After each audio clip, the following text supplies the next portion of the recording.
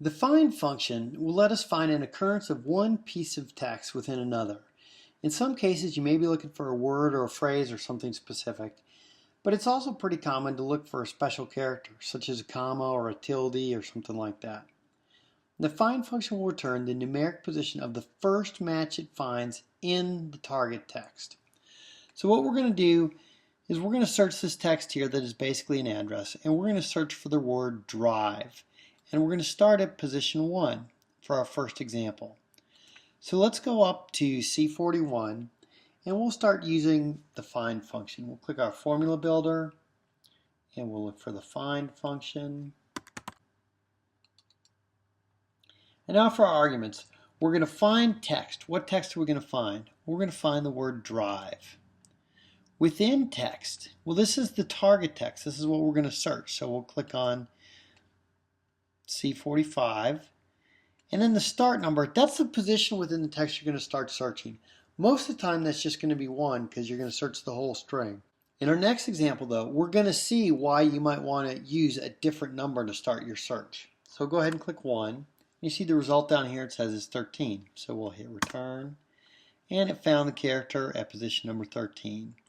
So if we count there, 1, 2, 3, 4, 5, 6, 7, 8, 9, 10, 11, 12, 13 is the first character. Okay, so the next thing we want to do, we want to find maybe the first and second position of a comma within a text. If you see our address, we've got 2 commas, one after the street address, one after the city.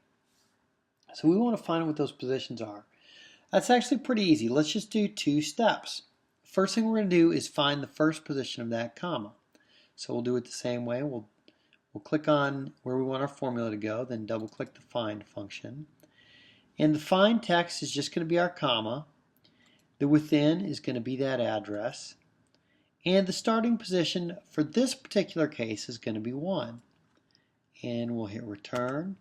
And it found the first comma at position 18. So because it found it at 18, if we want to find the next comma, we could basically do the same search, but we're going to start 1 position past where we found it. So what that means is we found the comma at position 18. The next find we're going to do, we're going to start our search at 19, 1 after where the comma was. Let's go ahead and build that. So we're going to say find what text? I want to find a comma. Within text, my address, and I could type in 19, but let me go ahead and use the actual value where it was before and then hit +1. That will add 1 to wherever it found our comma before, and now it finds the second comma at position 28. So again, we simply use this function twice to find the second position of something within text. You might see some other uses for this function. Now that we know where the first and second comma are, we could combine this with the mid function to find out what's between those 2 commas. There's a number of things you could do.